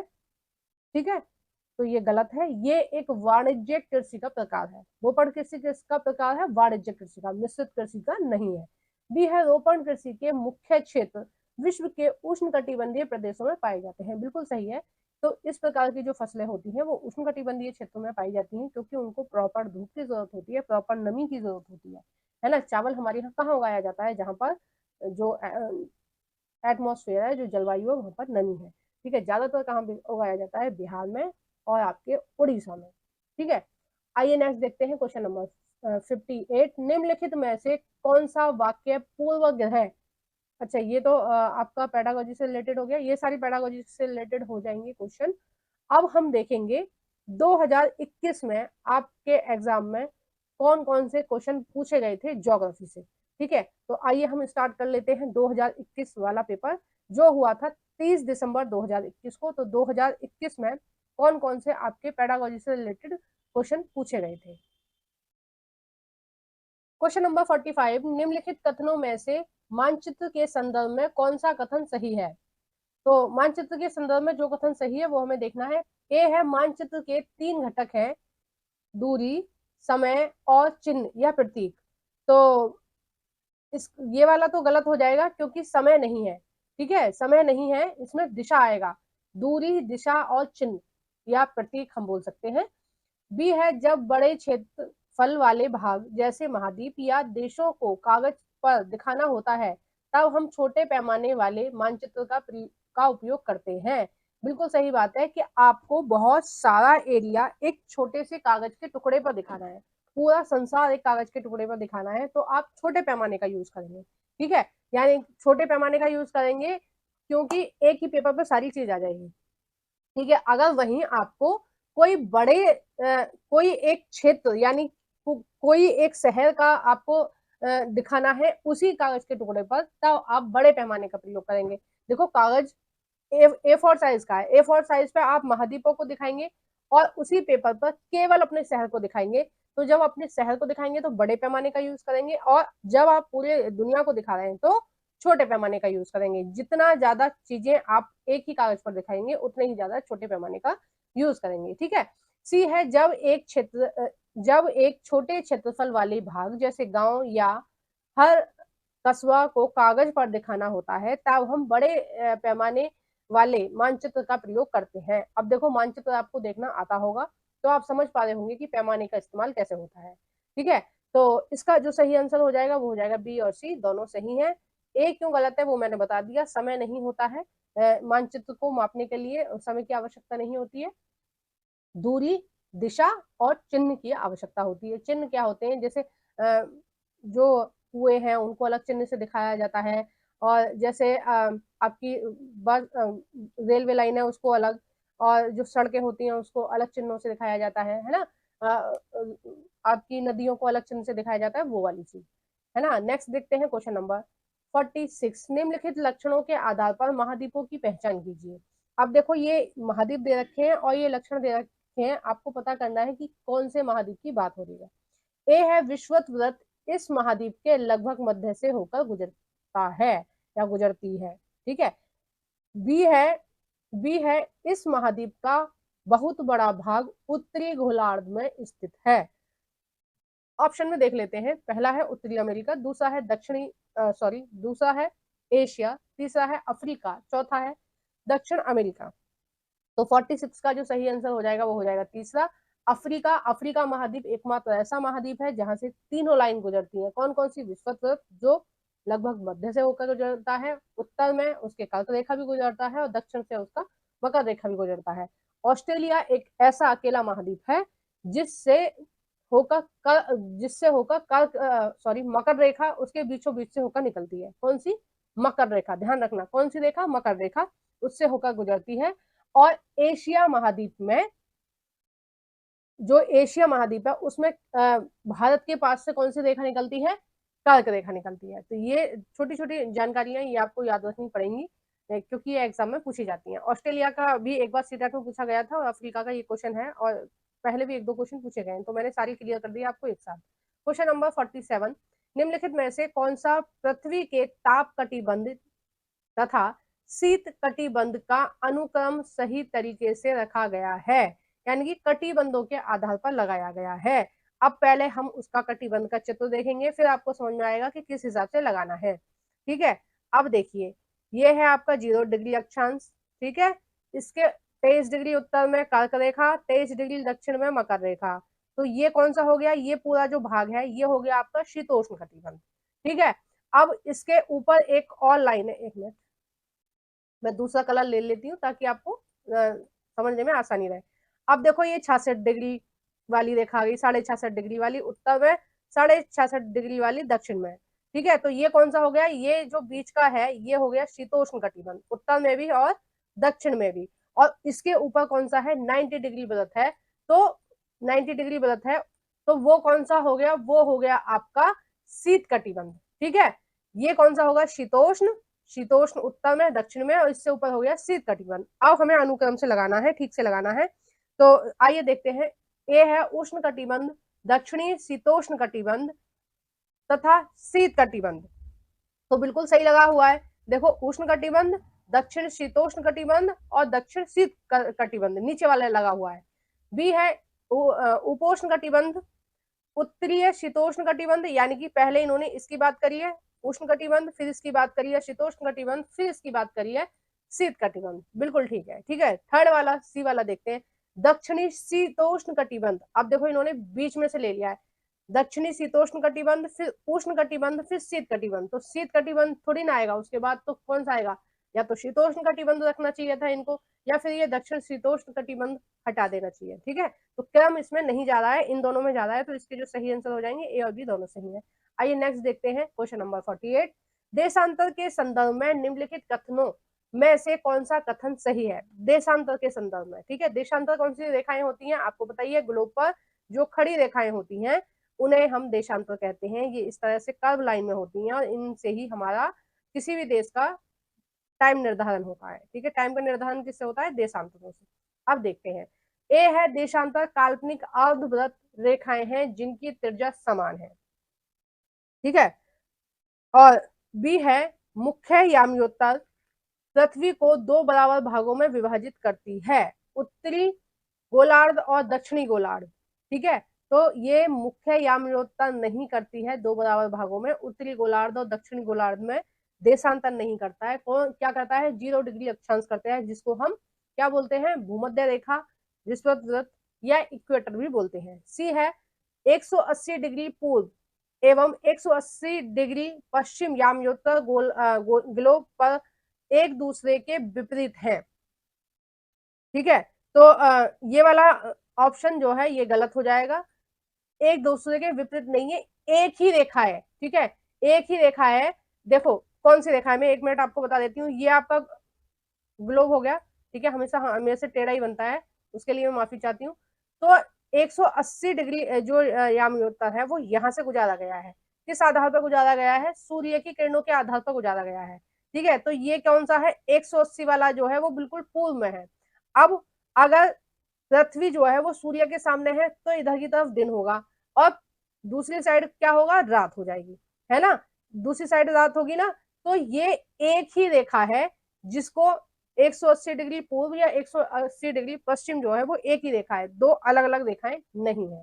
ठीक है, डी है देशांतरीय यामयोत्तर के बीच की दूरी ध्रुवों की तरफ बढ़ने पर घटती है, बिल्कुल सही, और ध्रुवों पर शून्य हो जाती है। अब देखो मैंने ये जो चित्र बताया दिखाया था, इस तरह से चित्र है ना आपके एनसीईआरटी में, तो ध्रुवों पर क्या हो रही है, 0 हो रही है, और जबकि विषुवत वृत्त पर इनकी जो चौड़ाई होती है वो सबसे अधिक होती है। ठीक है, तो इसका जो सही आंसर हो जाएगा वो कौन सा हो जाएगा, आपका क्वेश्चन नंबर 48 का हो जाएगा तीसरा, ए और डी दोनों सही है। आइए नेक्स्ट देखते हैं क्वेश्चन नंबर 49। निम्नलिखित कथनों पर ए को बी पर विचार कीजिए। ठीक है, तथा सही विकल्प का चयन कीजिए। कथन है ए, हरे पौधे CO2 का प्रयोग करके अपना भोजन तैयार करते हैं। ठीक है, तो ये कथन तो बिल्कुल सही है। कारण है CO2 की मात्रा जितनी अधिक होगी पृथ्वी पर उतना ही अधिक जंगल होगा। तो ये जो है ये गलत है, ये गलत ऑप्शन हो जाएगा, क्योंकि जंगल ज्यादा होने के लिए बहुत सारी चीजें निर्भर करती हैं। ठीक है, गैसों का कॉम्बिनेशन भी होता है और जलवायु भी होती है, हवा पानी की जरूरत भी होती है, बहुत सारी चीजें होती है, मृदा भी होती है। तो एक एक ही फैक्टर नहीं है, जंगल उगाने के लिए, जंगल बनने के लिए बहुत सारे फैक्टर होते हैं। तो इसका जो सही आंसर हो जाएगा वो हो जाएगा ए सही है, परंतु बी जो है वो गलत है। ठीक है, नेक्स्ट देखते हैं क्वेश्चन नंबर 50। भूकंप की तीव्रता रेक्टर स्केल पर मापी जाती है। रेक्टर पैमाने पर कौन सा मान या उससे अधिक वस्तु के गिरने से क्षति पहुंचा सकता है। ठीक है, यानी कि जब चीजें हिलने लगती हैं, गिरने लगती हैं, तब भूकंप की जो तीव्रता होती है वो कितनी होती है, वो ये पूछ रहे हैं। ठीक है, तो लगभग 5.0 जो होता है, उस समय क्या होता है कि भूकंप की तीव्रता इतनी होती है कि आपकी चीजें गिरने लगती हैं, जैसे गिलास गिर जाएगा टेबल पर रखा हुआ, है ना। जैसे आप किसी ऊंचाई पर चढ़ रहे हैं, सीढ़ी वगैरह पर चढ़ रहे हैं, तो आप गिर जाएंगे, या कुछ चीजें ऊंचाई पर रखी हुई है तो वो गिर जाएंगी। ठीक है, और 6 वाला जो होता है वो तबाही वाला होता है, घर मकान टूटने लगते हैं। 7 वाला तो तहस नहस मचा देता है, बहुत सारी चीजें खराब हो जाती हैं, जीवन अस्त व्यस्त हो जाता है। ठीक है, ये सारा आपके एनसीईआरटी में दिया हुआ है। और देखो एक एक क्वेश्चन एनसीईआरटी से आया, मैं हमेशा बताती हूँ, आज नहीं बता रही हूँ क्योंकि मैराथन है ये, इसमें भी टाइम जाता है, 1-2 सेकंड जाते हैं, तो उन सेकंडों को बचाने के लिए मैं नहीं बता रही हूँ। वैसे 7th क्लास की ज्योग्राफी एनसीईआरटी चैप्टर नंबर 3 से आया है। Question number 51। आप जिस तापमान का अनुभव करते हैं वह वायु में मौजूद ताप व शीतलता ही होती है। किसी स्थान का तापमान निर्भर करता है। मेन जो क्वेश्चन है वो ये है, किसी स्थान का तापमान निर्भर करता है, किस पर निर्भर करता है। ए है स्थान के अक्षांश पर, बी है स्थान की ऊंचाई पर समुद्र तल से, सी है स्थान के देशांतर पर, देशांतर का इससे कोई लेना देना नहीं है। ठीक है, जैसे समय के लिए हमें देशांतर की जरूरत होती है, वैसे ही तापमान, अगर हम टेम्परेचर की गणना कर रहे हैं तो हमें किसकी जरूरत होगी, हमें अक्षांश की जरूरत होगी। ठीक है, डी है गर्म व ठंडी महासागरीय धाराओं की उपस्थिति, तो ये तीनों प्रभावित करते हैं टेम्परेचर को। देखो स्थान के अक्षांश, अब देखो जो भूमध्य रेखा के आसपास वाले होंगे अक्षांश वो गर्म रहेंगे। ठीक है, जो भूमध्य रेखा से दूर होते चले जाएंगे उतना ही उनके जो टेम्परेचर है उनमें फर्क आता जाएगा, तापमान में अंतर आता जाएगा। ऊंचाई आपको पता ही है, पहाड़ों पर ठंड होती है और समतल जो मैदानी इलाके हैं उनमें पहाड़ों के मुकाबले काफी सही तापमान होता है, ठीक है। और डी है गर्म और ठंडी महासागरीय धाराएं। जब महासागरीय धाराएं जिस क्षेत्र में ठंडी चल रही है वहां पर थोड़ा सा प्रभाव पड़ेगा, ठंडी होगी, और जहां पर गर्म चल रही है तो गर्म होगा वहां का एटमोस्फियर। तो इसका 51 का जो सही आंसर हो जाएगा वो हो जाएगा ए, बी और डी सही है। आइए नेक्स्ट देखते हैं क्वेश्चन नंबर 52। निम्नलिखित कथनों पर विचार कीजिए तथा सही विकल्प का चुनाव कीजिए। ए है पृथ्वी द्वारा प्राप्त सौर विकिरण से पृथ्वी की सतह गर्म हो जाती है, ठीक है, तो ये कथन सही हो गया। बी है पृथ्वी स्वयं गर्म होने के बाद एक विकिरण पिंड बन जाती है, बिल्कुल सही है। सी है नाइट्रोजन पृथ्वी द्वारा विकिरित ऊष्मा को रोक लेती है तथा पृथ्वी के तापमान को बनाए रखने में सहायता करती है। तो ये सी वाला ऑप्शन गलत है। क्यों गलत है? क्योंकि ये काम नाइट्रोजन गैस नहीं करती है, ये काम करती है कार्बन डाइऑक्साइड, ठीक है। कार्बन डाइऑक्साइड जो सूर्य से ऊष्मा आ रही है उसको गर्माहट को रोक लेती है। जब कार्बन डाइऑक्साइड ज्यादा हो जाती है तो वो ज्यादा ऊष्मा को रोकने लगती है, उसके वजह से ग्रीन हाउस प्रभाव होता है, ठीक है। तो कार्बन डाइऑक्साइड कम से कम उत्सर्जित करें ताकि जो हमारा जो वायुमंडल की जो गैसों का अनुपात है वो सही रहे, ठीक है। ग्लोबल वार्मिंग क्यों हो रही है? क्योंकि हम कार्बन डाइऑक्साइड ज्यादा उत्सर्जित कर रहे हैं, है ना। और ऐसा भी नहीं है कि कार्बन डाइऑक्साइड की हमें जरूरत नहीं है, अगर पूरी तरह से खत्म हो जाएगी तो हमारी जो पृथ्वी है वो कैसी हो जाएगी? बिल्कुल ठंडी पड़ जाएगी और हम जी भी नहीं पाएंगे, हाँ रह भी नहीं पाएंगे, ठीक है। तो कार्बन डाइऑक्साइड भी जरूरी है, लेकिन हमें थोड़ा थोड़ा यूज करना चाहिए, मतलब थोड़ा थोड़ा उत्सर्जित करना चाहिए कार्बन डाइऑक्साइड।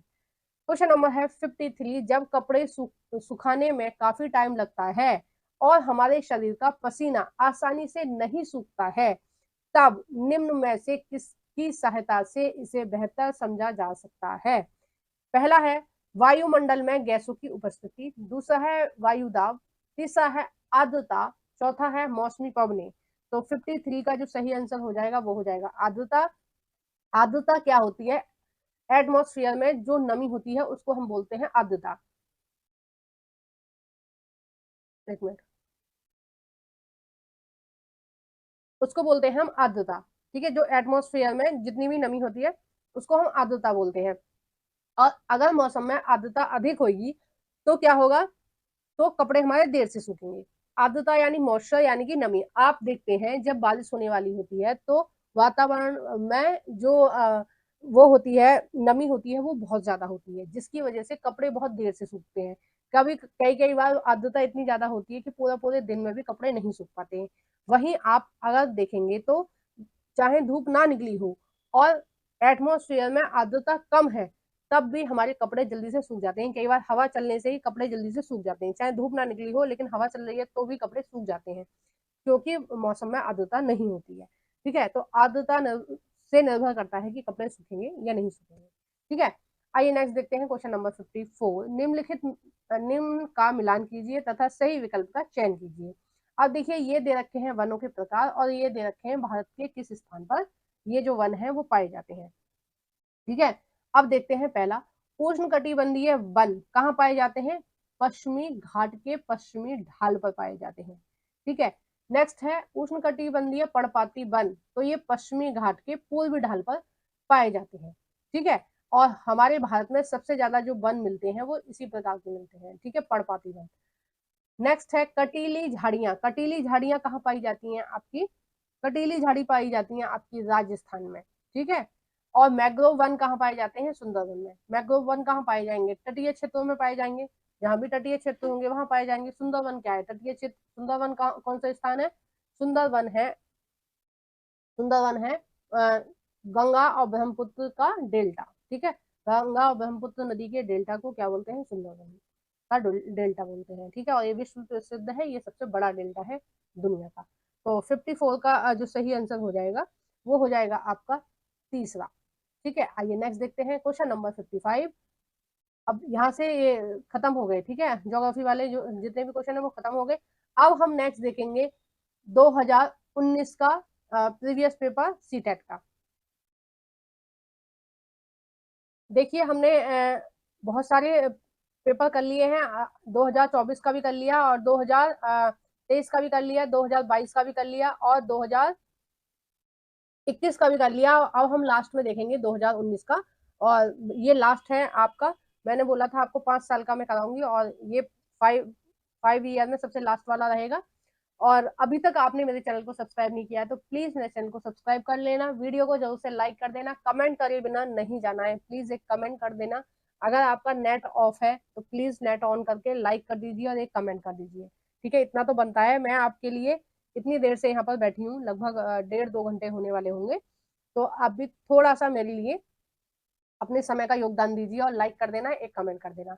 ठीक है, जो भी फ्रेंड्स सीटेट की तैयारी कर रहे हैं उन सभी के साथ प्लीज इस वीडियो को शेयर कर देना जल्दी से जल्दी, ताकि वो अपना फास्ट रिवीजन कर सके ज्योग्राफी से रिलेटेड। ठीक है, और इसके बाद मैं आपको हिस्ट्री के भी क्वेश्चन दूंगी और पॉलिटिकल साइंस के भी क्वेश्चन दूंगी, अगर आप मेरी वीडियो को ज्यादा प्यार दोगे तो।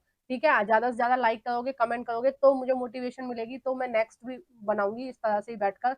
अगर आप नहीं करोगे तो फिर हिम्मत जुटाना थोड़ा मुश्किल हो जाता है कि जब कोई देखना पसंद ही नहीं कर रहा तो क्या वीडियो बनाना फिर, है ना। तो प्लीज आप लोग सपोर्ट कीजिए ज्यादा से ज्यादा संख्या में। आइए देखते हैं क्वेश्चन नंबर 31 से। मृदा परिच्छेदिका की मोटाई को कौन निर्धारित करता है? यानी कि एक मृदा को बनने में जो टाइम लगता है, मृदा को जो बनने में टाइम लगता है, मृदा की जो मोटाई होती है, इस तरह का चित्र आपकी एनसीईआरटी में दे रखा है मृदा परिच्छेदिका का। ठीक है, तो इसको जो टाइम लग रहा है वो उसका निर्धारण किस चीज से होता है? अब ए है जलवायु से, बी है उच्चावच से, तीसरा है समय से, चौथा है वनस्पति जाति प्राणी जात से। तो इसका जो सही आंसर हो जाएगा वो हो जाएगा तीसरा, समय मेन फैक्टर होता है किसी भी मृदा को बनने में। जो मृदा जितनी ज्यादा अच्छी होगी उसको वो उतने ही ज्यादा समय में बनेगी। अब देखो, एक मृदा को बनने में किन किन चीजों की जरूरत होती है, मिट्टी को बनने में किन किन चीजों की जरूरत होती है। ठीक है, थोड़ा सा मैं बता देती हूँ, एनसीईआरटी में दे रखा है इसके बारे में। जनक चट्टान की जरूरत होती है, अपक्षय चट्टानों की जरूरत होती है, बालू की जरूरत होती है, गाद, क्ले, क्ले होता है बहुत महीन कण होते हैं मिट्टी के। ठीक है, ह्यूमस यानी कि जो पेड़ पौधों के जो गले गले सड़े पत्ते होते हैं उनसे तैयार होता है ह्यूमस। और वनस्पतियों के सड़ने गलने से बनती है मृदा। ठीक है, और इतने सारे चीजें होने के बावजूद भी उसको काफी अच्छा खासा समय चाहिए होता है, तब वो जाके एक मृदा का रूप में आती है। ठीक है, नेक्स्ट है क्वेश्चन नंबर 32। वितरण के आधार पर संसाधनों को वर्गीकृत किया जा सकता है। पहला है सर्वव्यापक संसाधन और स्थानिक संसाधन, दूसरा है वास्तविक संसाधन और संभावित संसाधन, तीसरा है नवीकरणीय संसाधन और अनवीकरणीय संसाधन, चौथा है जैविक संसाधन और अजैविक संसाधन। तो वितरण के आधार पर है सर्वव्यापी संसाधन और स्थानिक संसाधन। सर्वव्यापी का मतलब हो गया जो हर जगह विद्यमान है, जैसे सूर्य की रोशनी है, सूर्य की ऊष्मा है, ठीक है, हवा है और मृदा है। ठीक है, एक तरह से ये कैसे हो गए, सर्वव्यापी हो गए। स्थानिक होते हैं जो किसी स्थान विशेष पर पाए जाते हैं, जैसे खनिज है, ठीक है, वन है, इस तरह की चीजें जो होती हैं वो स्थानिक होती हैं, जो किसी स्थान विशेष पर पाई जाती हैं।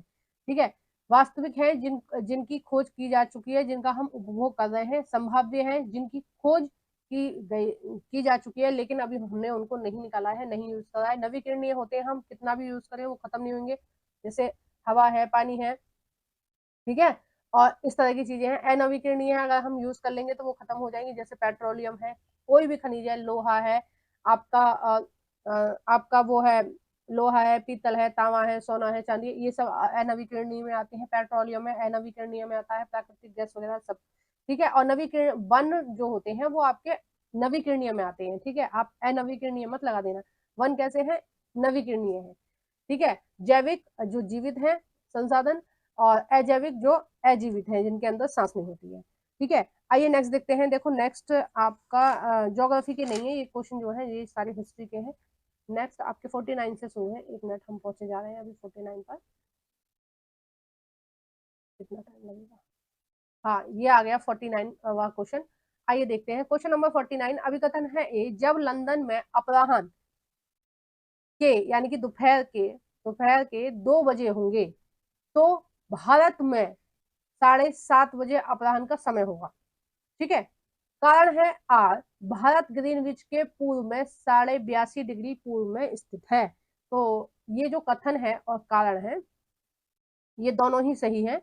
और आपको पता ही होगा कि हमारा जो भारत का समय है वो ग्रीनविच से कितने आगे है, 5.5 घंटे आगे। अब 2 बजे से 2 बजे में 5.5 घंटे और लगा लेंगे तो इतना ही बैठेगा, 7:30 ही बजेंगे। ठीक है, तो इसका ये दोनों ही सही है और ये इसकी सही व्याख्या कर रहा है आर। ठीक है, क्वेश्चन नंबर है 50।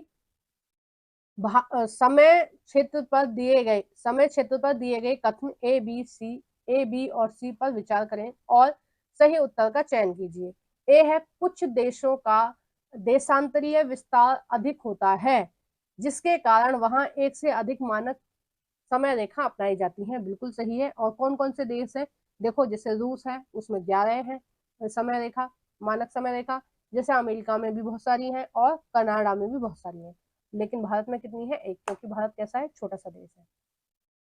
बी है, पृथ्वी को एक एक घंटे वाले 24 समय क्षेत्रों में बांटा गया है। ठीक है, और इसका बी ऑप्शन है ये बिल्कुल सही है कि 24 समय जोनों में बांटा गया है। और सी है, प्रत्येक समय क्षेत्र 15 डिग्री देशांतर तक के क्षेत्र को घेरता है। 15 डिग्री बराबर कितना होता है, 1 घंटा, है ना। मैंने इस वीडियो में कई बार आपको समय देखना भी बता दिया है। आई होप कि आपने अच्छे से चीजों को सुना होगा। तो इसका जो सही आंसर हो जाएगा वो हो जाएगा पहला, ए बी सी तीनों सही है। आइए नेक्स्ट देखते हैं क्वेश्चन नंबर 51। पृथ्वी की सतह से शुरू कर वायुमंडल की परतों को सही क्रम में चयन कीजिए। देखो ये क्वेश्चन रिपीट हो गया ना, ये तीसरी बार रिपीट हुआ यही क्वेश्चन। ठीक है, ये जो वायुमंडल की जो परतें हैं ये मैंने पीछे भी करा दिया ना आपको। पिछला वाला जो क्वेश्चन था उसमें क्या था कि अगर रॉकेट अंतरिक्ष से पृथ्वी की तरफ आएगा तो कौन कौन सी परतों को में से आएगा, है ना। इस तरह का कुछ क्वेश्चन था। अब देखो इसमें क्या बोला है इन्होंने, पृथ्वी की सतह से शुरू। सीधी बात है, जो उसमें उदाहरण दिया था कि अगर नीचे से कोई रॉकेट जाएगा तो कौन कौन सी परतों को भेदता हुआ जाएगा, यानी कि पृथ्वी के बिल्कुल पास में कौन सी परत है, क्षोभ मंडल है। क्षोभ मंडल के बाद समताप मंडल है, समताप मंडल के बाद बाह्य मंडल, सॉरी मध्य मंडल है, मध्य मंडल के बाद बाह्य मंडल है और बाह्य मंडल के बाद बहिर्मंडल है। ठीक है, तो इसका जो सही आंसर हो जाएगा वो तीसरा हो जाएगा। क्षोभ मंडल में जितनी भी प्रकार की मौसमी क्रिया होती है वो सारी क्षोभ मंडल में होती है, चाहे आंधी है, तूफान है, बाढ़ है, ये सब क्षोभ मंडल में हो रही है। ठीक है, समताप मंडल में आपके प्लेन उड़ाए जाते हैं। ठीक है, और इसमें एक वो भी वो परत पाई जाती है इसमें, जो ओजोन परत, जो हमें परावैंगनिक किरणों के हानिकारक परावैंगनिक किरणों से बचाती है। मध्य मंडल का क्या काम होता है, जो अंतरिक्ष से उल्का पिंड आ रहे हैं वो जो मध्य मंडल है उसको जलाकर खत्म कर देती है। ठीक है, तो अगर वो पृथ्वी पर पड़ेंगे तो हमें नुकसान होगा, जबकि ये जलाकर उन्हें खत्म कर देती है। बाह्य मंडल में आपका आयन मंडल भी पाया जाता है। ठीक है, और इसको हम तापमंडल भी बोलते हैं। और आयन मंडल में आपके रेडियो वो होते हैं, रेडियो प्लस और माइनस होते हैं, रेडियो एक्टिव तरंगे होती हैं, जो हमें जो हमारा जो रेडियो का प्रसारण होता है या टीवी है या नेट है, ये जो भी कुछ चल रहा है ये उस आयन मंडल की वजह से ही चल रहा है। ठीक है, और वही मंडल से अंतरिक्ष शुरू हो जाता है, हीलियम और हाइड्रोजन ये तैरती रहती है अंतरिक्ष में। ठीक है, आइए नेक्स्ट देखते हैं क्वेश्चन नंबर 52। ऋतुएं निम्नलिखित कारणों में से किस कारण से होती हैं। ऋतु जो आती हैं, जैसे ऋतु मतलब कभी ठंड आ रही है, कभी गर्मी आ रही है, कभी बारिश आ रही है, ये जो ऋतु परिवर्तन होता है ये किस कारण से होता है। अब देखिए ये जो ऋतु परिवर्तन होता है, मैंने आपको कई बार बताया है, अगर परिवर्तन एक साल में एक बार हो रहा है, ठीक है, कोई साल की वजह से हो रहा है, तो सूर्य के जो पृथ्वी चारों तरफ चक्कर लगा रहा है उसकी वजह से हो रहा है, क्योंकि एक चक्कर लगाने में पूरा एक साल लगता है, सूर्य का एक चक्कर लगाने में पृथ्वी को। अगर 24 घंटे में कोई एक चीज हो रही है, जैसे दिन रात की घटना है, 24 घंटे की घटना है, ठीक है, तो ये जो घटना हो रही है ये पृथ्वी की घूर्णन गति की वजह से हो रही है, क्योंकि पृथ्वी अपने अक्ष पर एक चक्कर लगाने में 24 घंटे लेती है ना। तो अब आप इसका सही आंसर अब तक लगा चुके होंगे, और इसका जो सही आंसर हो जाएगा वो हो जाएगा फोर्थ, पृथ्वी का परिक्रमण अगर एक ही दिशा में अपने अक्ष का झुका होना। एक मिनट, ये थोड़ी सी टाइपिंग मिस्टेक हो गई है, मैं आपको सही वाला बता देती हूँ। पृथ्वी का परिक्रमण और एक ही दिशा में उसके अक्ष का झुका होना, कौन से कितने डिग्री झुका हुआ है, 66.5 डिग्री। ठीक है, झुका होने की वजह से क्या होता है, ऋतुओं का परिवर्तन होता है। आइए नेक्स्ट देखते हैं क्वेश्चन नंबर 53। प्रतिशत के अनुसार पृथ्वी के वायुमंडल में कौन सी प्रमुख संघटक हैं? कौन कौन से संघटक है पृथ्वी पर?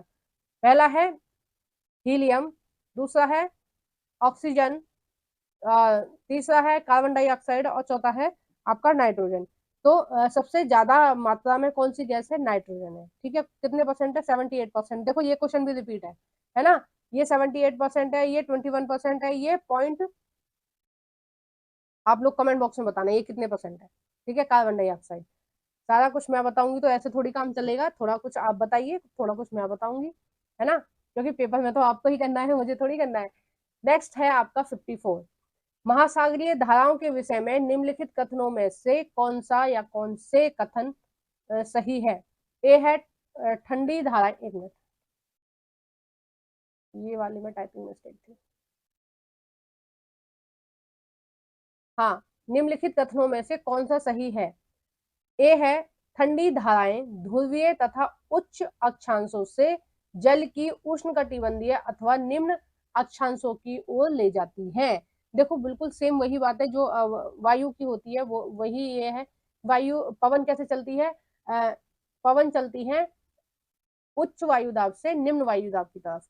इसी तरह से जो ठंडी पवनें होती हैं, ठीक है, सॉरी, जो ठंडी जल धाराएं होती हैं वो किधर की तरफ चलती हैं? वो आपके गर्म जल की तरफ चलती हैं। अब देखिए, एक मिनट में आपको बता देती हूँ।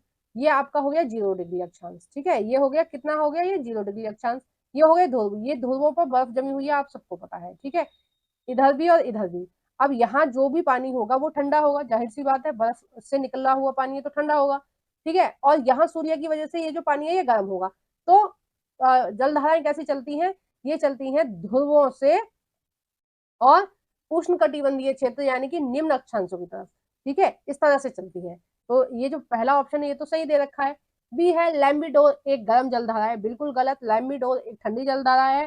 गर्म जलधारा कौन सी है? गल्फ स्ट्रीम जलधारा है। ठीक है, वैसे तो बहुत सारी है लेकिन आपकी एनसीईआरटी में दो ही दे रखी है, लैम्बिडोर और गल्फ स्ट्रीम। ठीक है, ऑप्शन नंबर है सी, जिस स्थान पर गर्म और ठंडी धाराएं मिलती हैं वह स्थान विश्व का सर्वोत्तम मत्स्यन क्षेत्र माना जाता है। बिल्कुल सही है, और ये जापान के आसपास भी पाया जाता है, और ये ग्रेट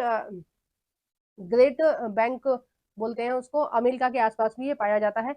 जहां भी धाराएं मिलेंगी, गर्म और ठंडी जल धाराएं मिलेंगी, वहीं पर जो मछली पकड़ने वाला हिसाब किताब है वो बहुत सही होता है, मछली पालन बहुत अच्छे से होता है, क्योंकि वहां ऐसा कोहरे वाला मौसम होता है, पहली बात। ठीक है, एटमोस्फियर में बहुत ज्यादा नमी होती है। दूसरी चीज ये होती है, कोहरा इतना ज्यादा होता है कि नॉर्मली मछुआरे वहां पहुंच नहीं पाते हैं। ठीक है, क्योंकि सामने का कुछ दिख नहीं रहा तो मछलियां कैसे पकड़ेंगे वो? तो इसलिए भी वहां मछली पालन ज्यादा होता रहता है। मछलियां ज्यादा प्रजनन करती रहती हैं, क्योंकि उनको मारने वाला तो कोई वहां पर पहुंच नहीं पाता है। तो इसका जो सही ऑप्शन होगा, ए और सी दोनों सही है। आइए नेक्स्ट देखते हैं, क्वेश्चन नंबर है 55। हिमनद के निक्षेप को कहा जाता है? हिमनद माने बर्फ की नदियां। सबसे पहले ग्लेशियर जो होते हैं, ग्लेशियरों से हिमनद निकलती हैं। हिमनद जैसे जैसे नीचे आती रहती है, उनकी जो बर्फ है वो पिघलती रहती है और फिर वो नदियों का रूप धारण कर लेती है। तो हिमनद के निक्षेप को क्या कहा जाता है वो हमें बताना है। तो हिमनद के निक्षेप को क्या बोला जाता है? हिमोड बोला जाता है। क्या बोला जाता है? हिमोड। लोएस किसको बोला जाता है? ये पवनों के द्वारा बनते हैं। ठीक है, मेनली ये बनते हैं रेगिस्तानों में, लोअर्स। ठीक है, और तटबंध आपके समुद्र में होते हैं, समुद्री गुफाएं भी समुद्र में होती है। ठीक है, आइए नेक्स्ट देखते हैं क्वेश्चन नंबर 56। कथन है ए और बी निम्नलिखित वनस्पतियों में से किसकी विशेषता का वर्णन करते हैं? ए है यह वनस्पति उत्तरी गोलार्ध के उच्च अक्षांश 50 डिग्री से 70 डिग्री में पाई जाती है। बी है इसे टेंगा के नाम से भी जाना जाता है। तो 56 का जो सही आंसर होगा वो हम देखते हैं। पहला है भूमध्य सागरीय वनस्पति, दूसरा है शीतोष्ण घास के स्थल, तीसरा है शीतोष्ण पर्णपाती वन, चौथा है शंकुधारी वन। ठीक है, अब अपने हम भारत की बात करें तो 50 से 70 डिग्री में हमारे यहाँ क्या पाया जाता है? शंकुधारी वन नहीं पाए जाते हैं। ठीक है, ये भारत में नहीं पाए जाते हैं। सॉरी, हाँ, सॉरी सॉरी सॉरी, ये भारत में पाए जाते हैं शंकुधारी वन। ठीक है, और कहाँ पाए जाते हैं? जम्मू कश्मीर, आपके हिमाचल प्रदेश, उत्तराखंड के कुछ ऊंचे इलाकों में पाए जाते हैं। ठीक है। और इधर अगर पूर्वोत्तर भारत की बात करें तो अरुणाचल प्रदेश और आपके मिजोरम, ये जितने भी हैं, ये 7 बहनें जो हैं इन सब में पाए जाते हैं ये शंकुधारी वन। ठीक है। इस वो आपने देखा होगा जो क्रिसमस वाला जो ट्री है ना, वो शंकुधारी वन का ही उदाहरण है। ठीक है। क्रिसमस ट्री आपने देखा है ना, क्रिसमस पर बच्चे लेके जाते हैं स्कूल में, और वैसे भी घर में कुछ लोग सजावट के लिए लेके आते हैं, तो वो जो होता है वो शंकुधारी वन का ही उदाहरण है ना। और शंकुधारी वन जो पाए जाते हैं वो 50 डिग्री से 70 डिग्री में पाए जाते हैं। मेनली शीतोष्ण कटिबंध में पाए जाते हैं ये शंकुधारी वन। ठीक है। आइए नेक्स्ट देखते हैं क्वेश्चन नंबर 57। निम्नलिखित में से कौन सी गंगा ब्रह्मपुत्र बेसिन की विशेषता नहीं है? कौन सी नहीं है वो हमें बतानी है। देखो ये भी दूसरी बार पूछा गया है क्वेश्चन, क्वेश्चन रिपीट होते हैं। 2024 में शायद 24 का जो पेपर था उसमें हमने देखा था गंगा ब्रह्मपुत्र बेसिन की विशेषता वाला क्वेश्चन। पहला है भूमि कृषि के लिए इस क्षेत्र में कर्तन दहन की जाती है। ठीक है। हमें कौन सा देखना है? जो विशेषता नहीं है वो वाला देखना है। तो ये वाली नहीं है, कर्तन दहन की कृषि नहीं होती है। गंगा ब्रह्मपुत्र में कौन सी कृषि होती है? गहन कृषि होती है। ठीक है। गहन कृषि किसे बोलते हैं? एक ही छोटे से खेत में बहुत सारी फसलें उगाना अपनी आजीविका चलाने के लिए। ठीक है, उसको बोलते हैं हम गहन कृषि। तो गंगा ब्रह्मपुत्र बेसिन में गहन कृषि होती है। और आपको पता ही है बिहार में और आपके उत्तर प्रदेश में जो कृषि होती है वो गहन कृषि होती है। दूसरा है मैदानी क्षेत्र में ऑक्स वे लेक यानी चापा झील चिन्हित है। तीसरा है इसमें मैदानी क्षेत्र में जनसंख्या घनत्व अधिक है। ये तो सही है दोनों। और तीसरा है चौथा, डेल्टा क्षेत्र मैंग्रोव वन से आच्छादित है। बिल्कुल सही है। ठीक है। आइए नेक्स्ट देखते हैं क्वेश्चन नंबर 58। तैराक मृतक सागर में तैर सकते हैं, क्यों? ऐसा क्या है जो डेड सी है, डेड सी बोलते हैं मृत सागर को, कि मृत सागर में जो तैराक हैं वो तैर सकते हैं और वहां पर डूबेंगे नहीं हम। क्यों नहीं डूबेंगे, क्या कारण है? पहला देखते हैं। नमक की मात्रा, ठीक है, थोड़ी सी टाइपिंग मिस्टेक है इसमें। नमक की मात्रा अधिकता सागर को संघन बनाती है। दूसरा है पवने, एक मिनट, ये पवनी है ना, हाँ, पवने सागर जल की सतह पर तीव्र गति से चलती हैं। ठीक है। तीसरा है इस सागर में ठंडी धाराओं की अपेक्षा गर्म धाराएं की उत्पत्ति अधिक है। चौथा है यह सागर निम्न ज्वार भाटा की अपेक्षा उच्च ज्वार भाटे को अधिक अनुभव करता है। तो 58 का जो सही आंसर होगा वो पहला ही होगा कि इसमें नमक की मात्रा अधिक है। ठीक है, इसलिए नहीं है। और इसका प्रयोग आपकी एनसीईआरटी में दे रखा है कि आप एक गिलास में पानी लीजिए और उसमें नींबू डाल के देखिए, तो वो नींबू जो है वो नीचे बैठ जाएगा। अगर आप दूसरा गिलास लेंगे और उसमें 2-3 चम्मच आप नमक ऐड कर देंगे तो वो जो नींबू है वो पानी के ऊपर तैरेगा। ठीक है, ऐसा कुछ एक्सपेरिमेंट दिया था एनसीईआरटी में, तो आप ये भी घर पर कर देख सकते हैं। ठीक है। आइए नेक्स्ट देखते हैं क्वेश्चन नंबर 59। भूमि उपयोग के संदर्भ में ए और बी कथनों पर विचार कीजिए और सही उत्तर का चयन कीजिए। ए है भूमि उपयोग से आशय भूमि का केवल कृषि और वन के लिए उपयोग है। बी है भूमि उपयोग मुख्यतः अपनी स्थल आकृतियों द्वारा निर्धारित होता है। तो 59 का जो सही आंसर हो जाएगा वो हो जाएगा आपका तीसरा। ए गलत है और बी सही है। ए क्यों गलत है? इन्होंने बोला है भूमि उपयोग से आशय भूमि का केवल कृषि और वन के लिए उपयोग होता है, जबकि हम रहने के लिए भी तो भूमि का उपयोग कर रहे हैं। आपके मकान का हवा में थोड़ी बने हुए हैं, जमीन पर भी बने हुए हैं ना, भूमि पर ही बने हुए हैं। आपके जो कारखाने हैं, बहुत सारी चीजें, स्कूल है, सारी चीजें आपकी भूमि पर ही बनी हुई हैं। तो भूमि का प्रयोग हम डिफरेंट डिफरेंट चीजों के लिए करते हैं, जिसमें से एक चीज आपकी, एक तरीका है हमारा कृषि करने का। ठीक है। आइए नेक्स्ट देखते हैं क्वेश्चन नंबर 60। रक्षा मेखला मदद करती हैं। पहला है अवनलिकाओं को बनने से रोकने और मृदा अपक्षय को बचाने के लिए।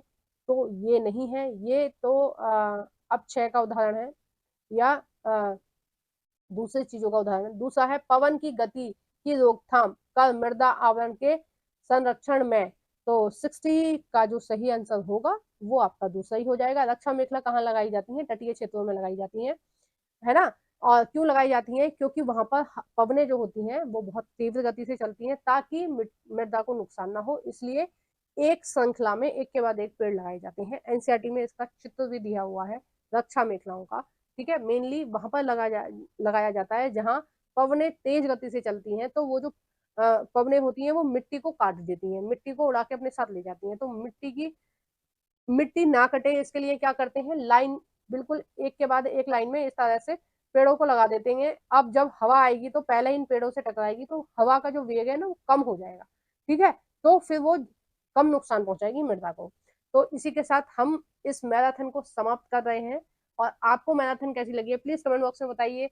जरूर से वीडियो को लाइक कर देना। जो भी फ्रेंड आपके सीटेट की तैयारी कर रहे हैं उन सभी फ्रेंडों के साथ इस वीडियो को शेयर कर देना। लाइक करना बिल्कुल नहीं भूलना है, और चैनल को सब्सक्राइब नहीं किया तो प्लीज चैनल को सब्सक्राइब कर लीजिए, क्योंकि आगे मैं आपको 2-3 मैराथन और दूंगी जो आपके एग्जाम के पॉइंट ऑफ व्यू से बहुत ज्यादा इंपॉर्टेंट रहेंगी। आपने देख ही लिया, मैंने इतने सारे आपको पेपर कराए, आपने हर पेपर में ये देखा कि कहीं ना कहीं चीजें रिपीट हो रही है, हर बार रिपीट हो रही है ना। बहुत सारे क्वेश्चन मैंने आपको बताए भी कि देखो इस तरह से ये सारे क्वेश्चन रिपीट हो रहे हैं। तो क्वेश्चन जो है वो रिपीट होते हैं, इसलिए आप सारी मैराथन को जरूर देखना ताकि आपके जो एग्जाम है सीटेट का उसमें अच्छे से अच्छे मार्क्स आए, ठीक है। Thank you for watching everyone.